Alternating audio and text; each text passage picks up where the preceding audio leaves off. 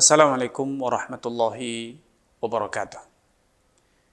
Innal hamdalillah nahmaduhu wa nasta'inuhu wa nastaghfiruh wa na'udzu billahi min shururi anfusina wa sayyiati a'malina. May yahdihillahu fala mudilla lahu wa may yudlil fala hadiya lahu. Asyhadu an la ilaha illallah wahdahu la syarika lah wa asyhadu anna Muhammadan abduhu wa rasuluhu amma ba'd. Pemirsa Fatwa TV yang semoga senantiasa dirahmati Allah Subhanahu wa taala. Alhamdulillah saya dapat hadir kembali di ruang siar Anda untuk bersama-sama tafakuh fi dinillah, membekali diri kita dengan ilmu yang telah diwariskan oleh Rasulullah sallallahu alaihi wasallam. Semoga program acara kita ini menambahkan iman, mengobarkan semangat untuk beramal dalam diri kita. Tidak luput salawat serta salam untuk senantiasa kita aturkan kepada Nabi kita Nabi Muhammad sallallahu alaihi wasallam, kepada keluarga dan juga sahabat-sahabatnya yang telah membuktikan kesungguhan niat perjuangan yang tanpa batas demi tegaknya dinul Islam. Semoga Allah Subhanahu wa taala berkenan menyatukan kita dengan sahabat-sahabat Rasulullah SAW kelak di dalam jannahnya. Amin ya rabbal alamin. Pemirsa Fatwa TV dimanapun Anda berada, masih bersama Matnul Ghayah fil Ikhtisar, buah karya Syekh Al-Imam Abu Syuja' rahimahullah ta'ala. Kali ini kita sampai pada pernyataan beliau, walahuma an yashtarita al-khiyara ila 3 ayyam. Dua orang yang menjalin transaksi, mengadakan ikatan jual beli atau yang semisal, sewa menyewa atau akad lainnya, akad komersial lainnya. Keduanya memiliki hak kewenangan untuk membuat satu klausul persyaratan bahwa ia memiliki hak untuk membatalkan persyaratannya, klausul persyaratannya, ia memiliki hak untuk membatalkan transaksi dalam tempo yang disepakati. Misalnya ketika transaksi jual beli rumah, pembeli bersyarat bahwa ia memiliki hak untuk membatalkan transaksi selama sebulan, 2 bulan atau lebih, atau kurang. Bila keduanya sepakat atau pihak kedua menerima persyaratan ini, maka adanya kesepakatan, adanya persyaratan yang kemudian disepakati oleh pihak kedua, baik penjual ataupun pembeli, maka kesepakatan ini bersifat mengikat final. Kalau terjadi transaksi dengan kesepakatan tersebut, maka keduanya wajib berkomitmen, wajib memenuhi dan mengindahkan syarat tersebut. Hal ini berdasarkan firman Allah Subhanahu wa taala, ya ayyuhalladzina amanu aufu bil uqud. Ayat pertama dalam surat Al-Maidah, wahai orang yang beriman, aufu bil uqud. Penuhilah setiap akad yang telah terjalin di antara kalian. Dan telah diketahui bahwa akad jual beli yang disepakati antara keduanya ternyata terjadi dalam kondisi adanya persyaratan, atau salah satunya atau bahkan mungkin kedua belah pihak telah menyepakati adanya syarat pembatalan, adanya hak bagi keduanya atau salah satunya untuk membatalkan akad dalam tempo tertentu. Sehingga keumuman ayat di atas mencakup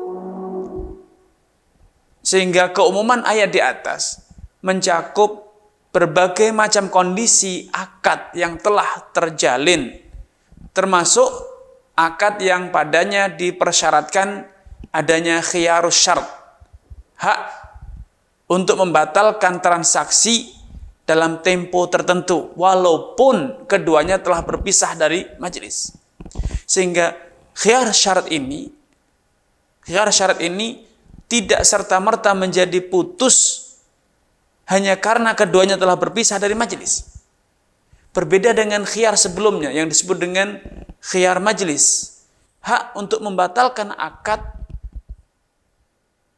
secara syariat putus serta secara otomatis putus dengan berpisahnya kedua orang tersebut dari satu majelis. Namun model kedua dari hak khiyar ini, yaitu yang disebut dengan khiyar syart, tidak serta-merta putus hanya karena keduanya telah berpisah dari satu majelis. Kenapa? Karena keduanya sepakat untuk memperpanjang hak khiyar ini dalam tempo yang telah disepakati. Rasulullah Shallallahu Alaihi Wasallam juga bersabda, as-sulhu jaizun baina kulli muslimin, al-muslimuna ala syurutihim. Setiap orang muslim berkewajiban untuk komitmen memenuhi setiap persyaratan yang telah disepakati di antara mereka. Dan mereka juga berkewajiban wasulhu jaizun, dan setiap perdamaian, kesepakatan, kesepahaman antara kedua belah pihak itu wajib dipenuhi oleh orang yang beragama Islam. Sehingga dari hadis ini ada satu penegasan bahwa hukum asal persyaratan yang diajukan oleh orang yang bertransaksi adalah sah, boleh, dan wajib dipenuhi. Al-muslimuna ala syurutihim. Seluruh umat Islam itu berkewajiban memenuhi, menjalankan persyaratan yang telah mereka sepakati. Hanya ada satu kondisi, dua kondisi. Satu persyaratan yang telah disepakati itu batal demi hukum. Yang pertama, persyaratan yang menyebabkan illa syarton ahalla haraman, melanggar hukum haram, yaitu sesuatu yang haram ingin dijadikan halal dengan adanya kesepakatan tersebut. Maka kesepakatan ini batal demi hukum karena itu melanggar aturan syariat. Misalnya ketika ada persyaratan jual beli rumah, kemudian syaratnya pembeli harus minum khamr, pembeli harus membayar bunga ketika telat dalam pembayaran, atau pembeli misalnya diharuskan memasang sesajian, maka ini persyaratan yang batal demi hukum, tidak boleh dipenuhi. Walaupun sudah ada kesepakatan, maka tidak boleh dipenuhi karena syarat tersebut batal demi hukum, dan bahkan sekedar mempersyaratkannya saja Anda sudah berdosa. Kenapa? Karena Anda berarti melawan ketentuan syariat. Sehingga seorang muslim ketika mengetahui ada sesuatu yang diharamkan, maka tidak boleh ada upaya secara sadar ataupun tidak, secara vulgar ataupun secara terselubung, untuk merekayasa agar bisa melakukan yang haram tersebut. Contoh sederhana dari rekayasa yang sering terjadi di masyarakat untuk melanggar yang haram, melegalkan yang haram, adalah syarat riba. Ketika Anda membeli satu rumah, misalnya dengan pembayaran berjangka atau dengan cicilan, atau pembayaran berjangka tanpa cicilan, sekali bayar namun jatuh temponya pada waktu tertentu. Kadangkala orang yang telah mengetahui hukum halal haramnya riba, ia tidak ingin terus terang mengatakan kalau Anda telat pembayarannya, maka Anda terkena denda atau bunga sekian persen dari nilai jual rumah tersebut. Kalau demikian redaksi kesepakatannya, maka jelas itu riba nasi'ah, dan itu haram hukumnya. Namun, sebagian orang berusaha merekayasa untuk menyamarkan praktek riba dalam transaksi mereka.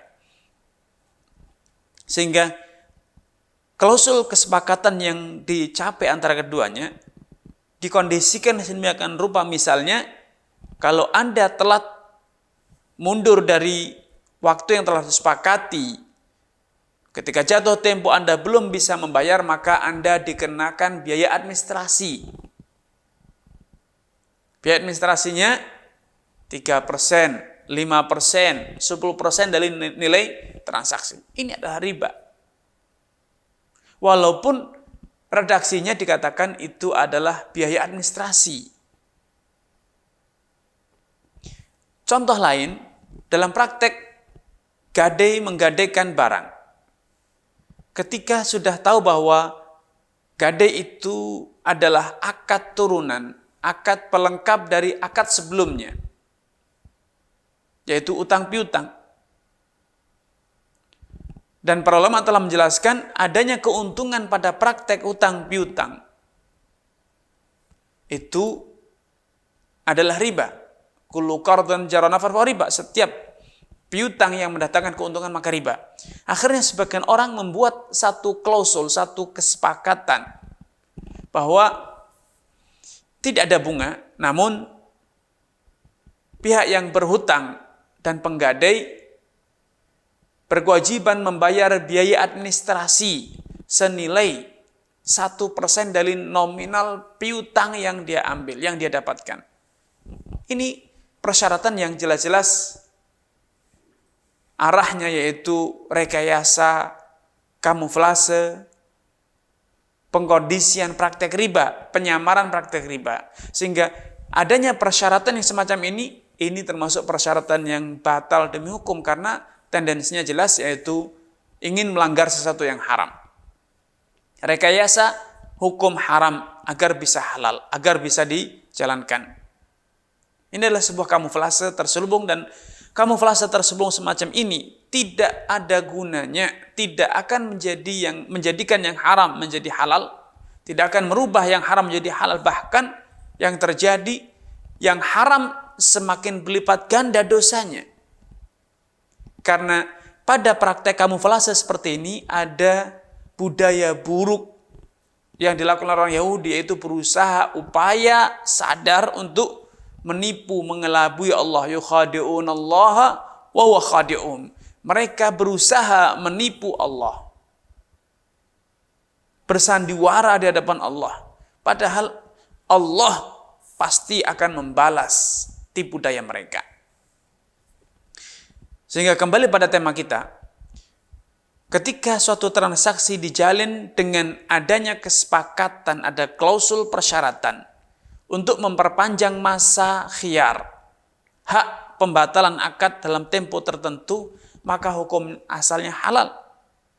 Selama penundaan tersebut tidak menyebabkan terjadinya praktek riba atau terjadinya praktek-praktek yang haram selain riba. Contoh persyaratan khiyarus syarat. Khiyar,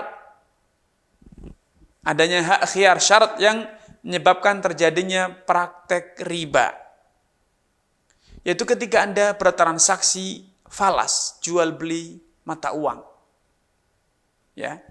Jual beli mata uang. Ketika Anda tukar dinar dengan dirham, atau rupiah dengan dolar, atau beli emas dengan rupiah. Ini semua adalah alat transaksi, mata uang, standar nilai. Sehingga padanya berlaku hukum riba. Berlaku padanya hukum riba. Ketika Anda mengajukan khiyar syarat, bahwa Anda boleh membatalkan transaksi falas. Anda tukar menukar atau jual beli emas dengan perak atau emas dengan emas. Namun kemudian Anda bersyarat kepada penjual atau kepada pembeli bahwa pada tempo tertentu, sebulan dari masa transaksi, Anda berhak membatalkan transaksi. Anda berhak membatalkan transaksi. Ini secara hukum syariat tidak dibenarkan pada akad tukar menukar mata uang atau emas dan perak. Kenapa? Karena potensi menimbulkan praktek riba, yaitu barter atau tukar menukar mata uang atau emas dan perak, namun secara non tunai. Ya, secara non tunai. Ini kondisi pertama di mana suatu persyaratan itu tidak dibenarkan. Karena adanya persyaratan tersebut menyebabkan terjadinya praktek-praktek yang bertentangan atau diharamkan dalam syariat. Kondisi kedua, satu persyaratan itu tidak wajib dipenuhi atau bahkan dinyatakan batal demi hukum bila adanya persyaratan tersebut menyebabkan Anda mengharamkan yang semula halal, menggugurkan sesuatu yang wajib. Adanya persyaratan yang menyebabkan Anda tidak boleh atau tidak bisa melakukan yang wajib, atau mengharamkan sesuatu yang Allah halalkan, maka persyaratan itu batal demi hukum. Misalnya, ketika Anda menjual beli rumah atau kendaraan atau perusahaan atau yang lainnya, kemudian penjual bersyarat kepada Anda sebagai pembeli, saya akan jual rumah ini kepada Anda dengan syarat Anda tidak boleh menggauli istrimu selama 1 tahun penuh misalnya. Persyaratan ini menyebabkan Anda atau mengharamkan atas Anda untuk melakukan sesuatu yang halal, maka persyaratan ini batal demi hukum walaupun sudah disepakati. Maka tidak boleh. Dalam pernikahan, seorang yang ingin menikah dengan istri kedua, ketika istri kedua bersyarat, saya mau dinikahi dengan syarat Anda menceraikan istri pertamamu, atau tidak menafkahi istrimu, atau tidak menggauli istrimu, maka persyaratan ini yang menyebabkan salah satu pihak terhalang dari melakukan sesuatu yang halal, bahkan sesuatu yang wajib atas dirinya, maka persyaratan ini batal demi hukum walaupun telah disepakati. Namun persyaratan ini batal demi hukum, tidak boleh bahkan untuk dipenuhi. Bukan sekedar tidak perlu dipenuhi, bahkan tidak boleh, haram hukumnya memenuhi persyaratan yang menyebabkan sesuatu yang halal itu menjadi haram, sesuatu yang wajib itu menjadi tidak dilakukan. Ini yang disebut dengan khiyar syarat. Adanya khiyar syarat ini yaitu memanjangkan masa khiyar, hak pilih antara melanjutkan transaksi atau membatalkan transaksi dalam tempo yang disepakati. Ini secara prinsip disepakati oleh para ulama. Boleh dalam transaksi Anda mengajukan persyaratan semacam ini. Baik persyaratan itu untuk diri Anda sendiri yang bertransaksi, menjual atau membeli, atau Anda persyaratkan untuk orang lain. Misalnya Anda katakan, saya mensyaratkan atau saya membeli kendaraan Anda dengan nilai 100 juta rupiah dengan syarat selama 3 hari, dan selama 3 hari dengan hak khiyar syarat selama 3 hari, dan kewenangan untuk membatalkan ini saya berikan kepada ayah saya. Kalau selama 3 hari ayah tidak membatalkan transaksi ini, maka berarti transaksinya kita lanjutkan. Tapi ketika ayah saya selama 3 hari mengatakan atau memerintahkan atau menentukan pilihan, akadnya batal, tidak dilanjutkan, maka saya akan batalkan. Sehingga mengajukan persyaratan untuk diri sendiri atau orang lain secara hukum syariat boleh, karena ini tercakup keumuman al-muslimuna ala syurutihim.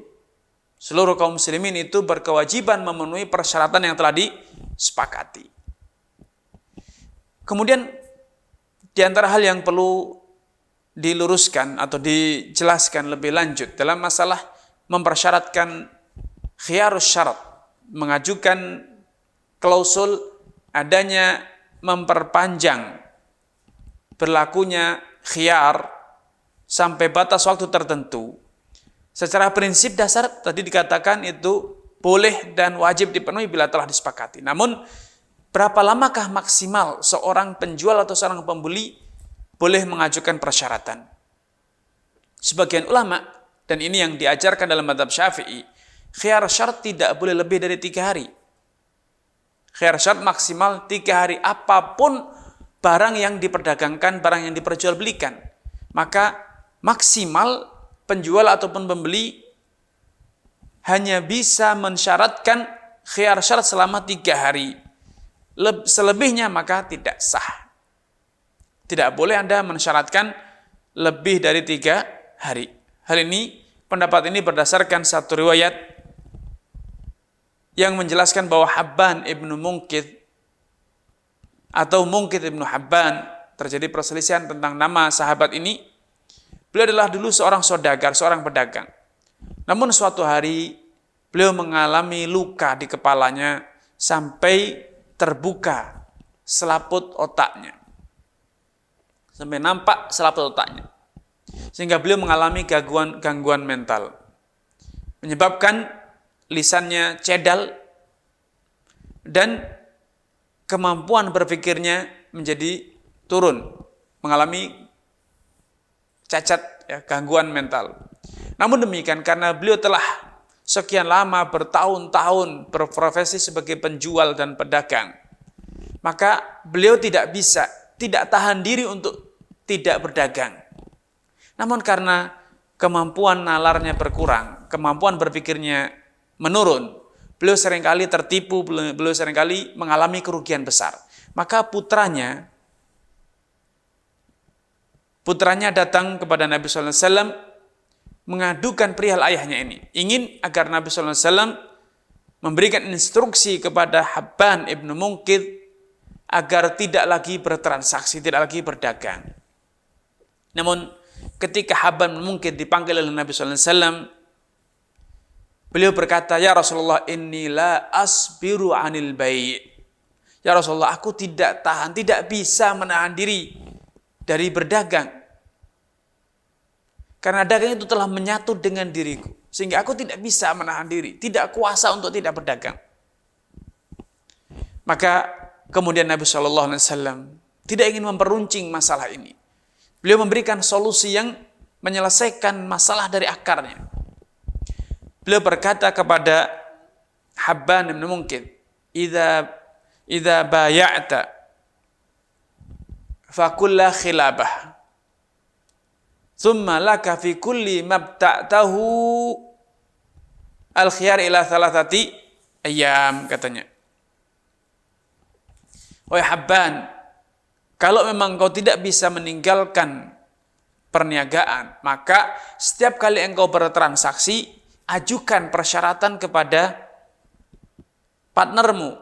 La khilabah, tidak boleh ada tipu muslihat, tidak boleh ada tipu daya, tipu menipu, harus transparan, jujur. Thumma laka fi kulli mabta'tahu, kemudian kata Nabi, engkau punya hak pada setiap barang yang engkau beli, engkau punya hak untuk membatalkan transaksimu selama 3 hari. Dalam hadis ini Nabi memberikan kewenangan kepada Habban ibnu Munkith untuk menentukan, untuk menggunakan hak khiyar, yaitu bukan khiyar majelis tetapi khiyar syarat selama 3 hari. Al-Imam Syafi'i, beliau berdasarkan hadis ini kemudian berfatwa bahwa khiyar syarat itu maksimal hanya 3 hari. Karena itu yang ada dalilnya. Tidak pernah ada dalil lain yang membolehkan adanya pengajuan syarat khiyar atau yang disebut khiyar syarat lebih dari 3 hari. Apapun barang yang dijual belikan. Namun perlu difahami bahwa hadis di atas, "Tsumma laka fi kulli mabta'tahu khiyarun ila thalathati ayyam." Kemudian pada setiap barang yang engkau beli, engkau punya hak khiyar untuk menentukan pilihan, melanjutkan atau membatalkan transaksi selama 3 hari. Hadis ini secara tinjauan ilmu usul fikih tidak bisa dijadikan dalil untuk menjadi pembatas, untuk menjadi batasan maksimal hak khiyar. Karena hadis ini bersifat waqi'atul a'yan, kasuistis. Kasus ini atau hadis ini berkaitan dengan kasusnya Habban bin Munkith. Sedangkan redaksi hadis ataupun dalil yang bersifat kasuistis tidak bisa dijadikan dalil untuk membuat satu kaidah, satu ketentuan yang bersifat general, bersifat umum.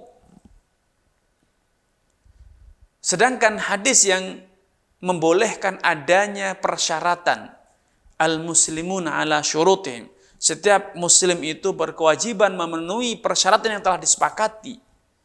Hadis ini bersifat umum, baik berkaitan dengan khiyar syarat ataupun khiyar yang lainnya, 3 hari atau lebih atau kurang. Maka berdasarkan keumuman hadis ini, maka setiap persyaratan yang telah disepakati, termasuk khiyar syarat, khiyar untuk menentukan pilihan melanjutkan atau membatalkan transaksi, itu hukum asalnya adalah boleh 3 hari atau lebih atau kurang. Kita tidak boleh membuat batasan yang tidak boleh dilanggar, batasan yang tidak boleh dilalui kecuali berdasarkan dalil. Sedangkan dalam kasus ini tidak ada dalil yang membatasi masa maksimal hak khiyar. Dan wallahu ta'ala alam, inilah pendapat yang lebih kuat secara tinjauan dalil dan praktek masyarakat kaum muslimin di berbagai daerah di sepanjang masa. Masyarakat mengajukan persyaratan sesuai dengan keperluan dan kebutuhan. Kadangkala seorang pembeli butuh waktu yang cukup lama, relatif lama, untuk menguji barang yang dia beli. Apakah sesuai dengan yang dia inginkan atau tidak. Untuk membuktikan apakah barang yang dia beli sesuai dengan deskripsi yang disampaikan oleh penjual atau tidak. Makanya kita tidak pantas atau kurang tepat bila kita membuat batasan final. Tidak boleh dilalui, tidak boleh dilanggar dalam urusan khiyar syarat, karena khiyar syarat itu disyaratkan karena adanya hajah, adanya keperluan, adanya tuntutan kondisi yang mengharuskan kita memiliki waktu yang cukup untuk merenungkan kembali, mencoba barang, atau bermusyawarah dengan pihak-pihak yang dirasa perlu. Karena alasan disyaratkannya khiyar syarat adalah mengakomodir adanya hajah, adanya keperluan, adanya tuntutan kondisi, maka yang lebih tepat batasannya dikembalikan kepada kondisi masing-masing. Sehingga tidak tepat bila misalnya membeli bahan makanan kemudian mengajukan khiyar selama 2 tahun. Tentu kepanjangan, bahan makanannya bisa rusak terlebih dahulu sebelum berakhirnya masa khiyar. Tetapi masa 2 tahun itu bisa jadi pendek ketika Anda bertransaksi jual beli misalnya tanah atau perusahaan atau yang serupa. Masa 1 bulan bisa jadi sudah cukup untuk menguji rumah yang Anda beli, bahwa rumah tersebut bagus, tidak bocor dan seterusnya. Sehingga wallahu ta'ala dalam pendapat yang lebih kuat, Anda boleh mengajukan khiyar syarat sesuai dengan kebutuhan yang ada pada diri Anda, sesuai dengan kondisi barang yang Anda beli. Ini yang bisa kami sampaikan pada kesempatan kali ini. Kurang dan lebihnya mohon maaf. Billahi taufiq wal hidayah. Wassalamualaikum warahmatullahi wabarakatuh.